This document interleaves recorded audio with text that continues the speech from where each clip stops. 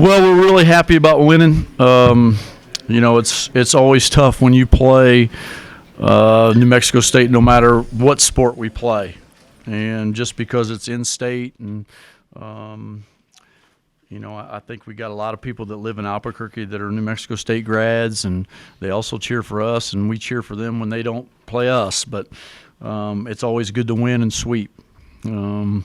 And we've been very fortunate to win a lot of games against them, but they've always been tough battles, and I just feel bad because Ian Baker got hurt, and that hurt them when they have their second-best player and maybe their glue and get hurt, kind of like Devin did. It kind of takes the wind out of everybody's sail, and I think it took the energy out of the game. I think it took the energy out of the game, his injury. But I don't want anybody to take this the wrong way. I feel really good that you can win with the margin that we won in and be kind of a little bit disappointed in how we played.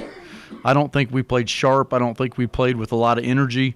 I think we were stagnant, but that's what happens with a young team, and it happens with a young team that's trying to find their way. But I can't be more proud of my guys. They give you everything they got. I got to play a lot of guys, so it was all in all a good victory, and I'm really excited that we stayed undefeated at home and out of conference. And we got one more against Rice, and then we head to Hawaii for a big tournament. And I like where we are right now. The biggest thing is I think we're getting there defensively. Offensively, we get a little stagnant. But, we got a lot of guys that can do some things offensively, which we haven't had like we do now. I think everybody can contribute on my team. All the guys on my team can make a basket. But I think the big thing about my team is they're pretty together.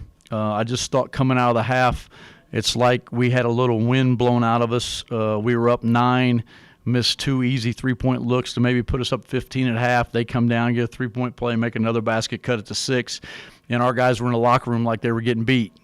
But that's a sign of a team that has high expectations for themselves and a group that wants to win and thinks they can play against anybody. Now, we want to simmer that a little bit because they got a long way to go, but really happy how we played. I know every one of these games has its own story.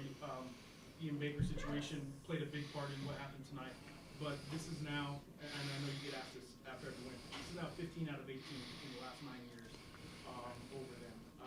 I'm not taking your bait. The series, obviously you guys still play 2 a year. The series, though, how hard is it to get your guys up after dominating a series like that over a 9-year span? And are you a little bit surprised that it's been that one-sided? Yeah, I am surprised, but I got to give the credit to all the guys that have played here for us for 9 years. We've just been very fortunate to win some close ones, and I think one of their wins is here at the Pit. And we're fortunate. I think we got it going in the right direction again. I think we got it going the way we expect. Our expectations here as a program. I think they're just going through tough times like we did last year, to be honest with you. I got great respect for him. I got great respect for Paul, and Brandon's there now who was with us. I think they're going through the same lull that we had last year when we lost our guys. And they lost significant guys that won a lot of championships for them and played NCAA tournaments with Mullins, Eldridge, Chile. And, they have some guys. And everybody doesn't want to talk about Remy Berry. So, they lost 4 really, really good players for them, and I think they're going through the same thing we kind of went through last year. Did you have any problem convincing a team like Elijah Brown who was playing this the first time, all the freshmen that they have to get up for this? No, I didn't have to convince those guys because they're pretty hungry. When you sit out a year, Jeff, and you have to watch and you have to go through what they endured last year, I think they're pretty hungry every time they go out.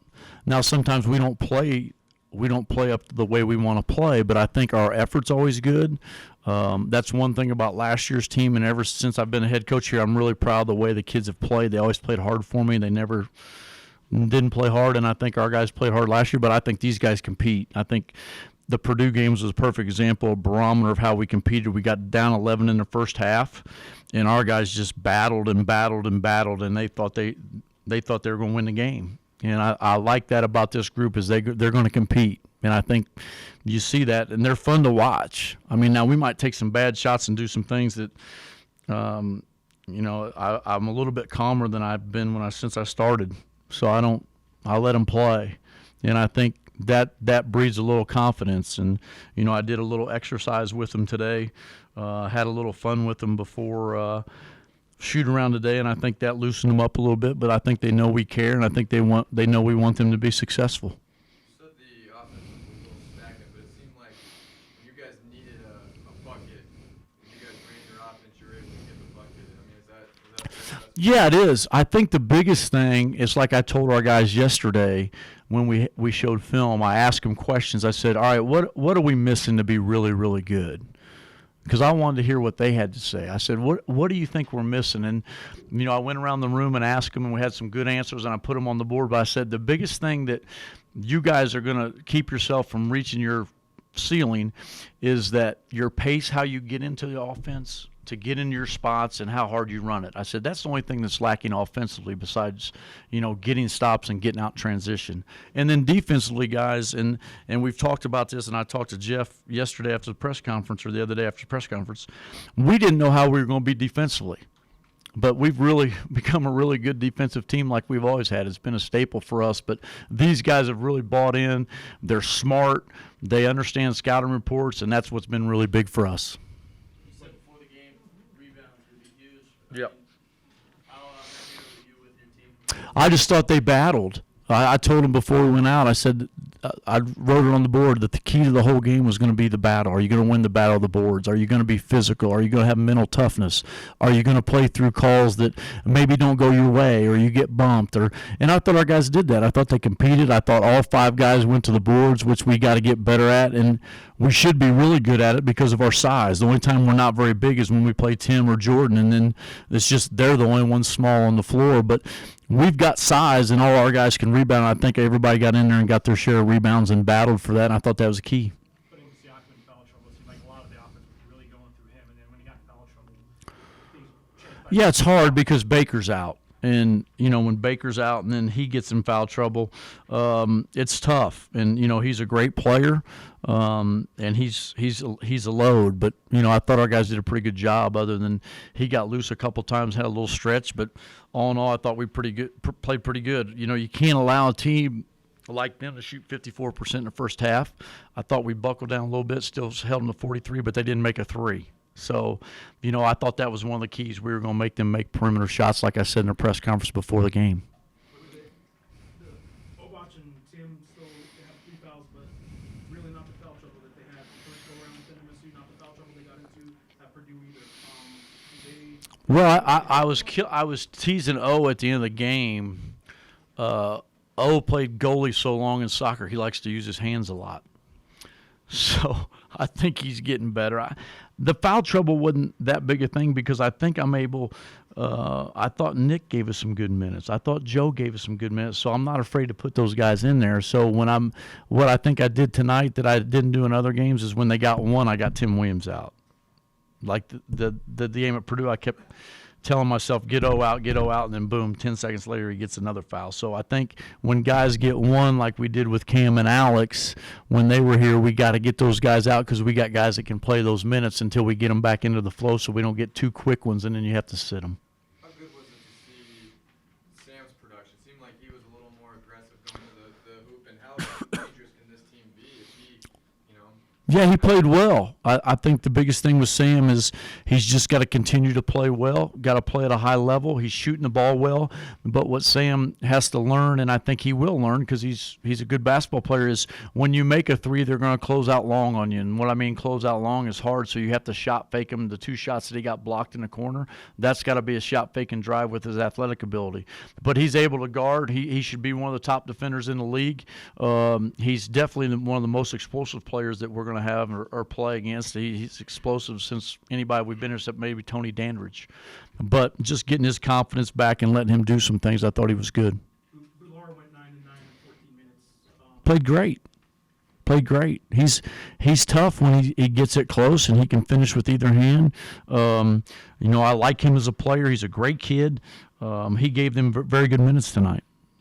Coach, you mentioned the end of the first half as a kind of a low stretch for you. Second half, you came right out and got 3 quick baskets. Mm-hmm. To gain your Well, I think when you come out, it was their ball. We were trying to get a stop, score, and then he'd have to call timeout, and that's what happened. And that's what we try to do every time, and we practice that. So that's important. Anytime you can come out and get that run going when you're up 6, and then you can go and push it out, that's really important because it's a momentum swing, and it kind of gives your guys some confidence because they're able to do what you ask them to do, and that's what you talk about. Yeah, that was tough. The one was, I don't know if it was a good play by him going to try to steal on a loose ball. That was a tough play for them. It was a tough call.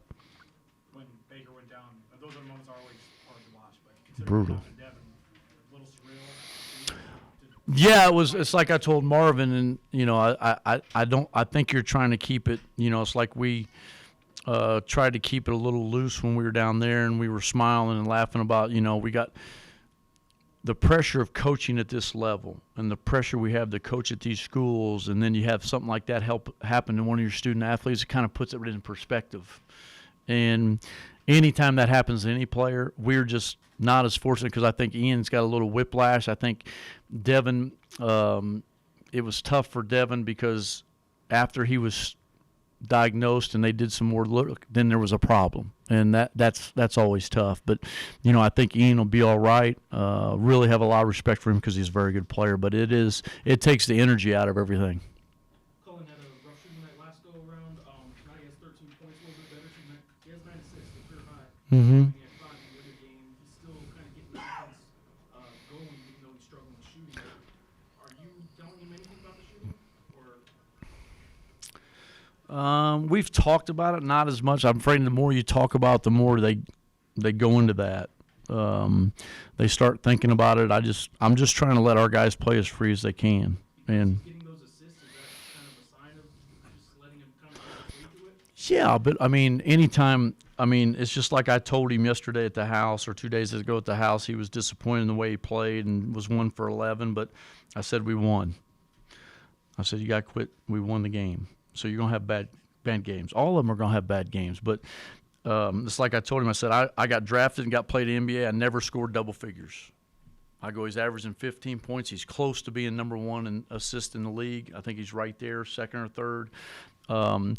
But if you could tell me that he was going to come into the season and he was going to average 13 and 6 or 7, I'd say he's having a heck of a year. So, I got to continue to give him confidence and get him going. But I think the biggest thing is you're asking about a guy that's coming in and he's trying to make everybody, get going. Then he puts pressure on to make his own shots. But I'm just telling you, he's got high expectations, and his expectations are sometimes a little bit unrealistic for a sophomore. And after a 1 for 11, his first shot was about a 40-foot three-pointer, and it goes in. He usually makes those. It's funny because he made a couple of those in the state tournament. But hey, it's into the shot clock, so I can't yell at him for a bad shot.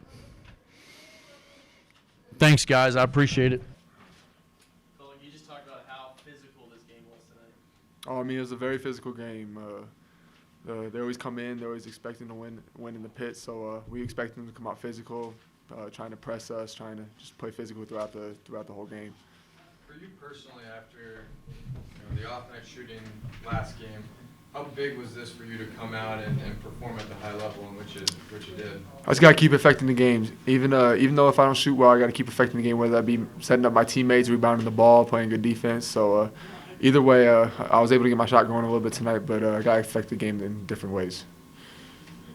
Cullen, you've been a part of this for 3 years, but growing up in New Mexico, or at least going through the high school years, this rivalry has been pretty one-sided in terms of results.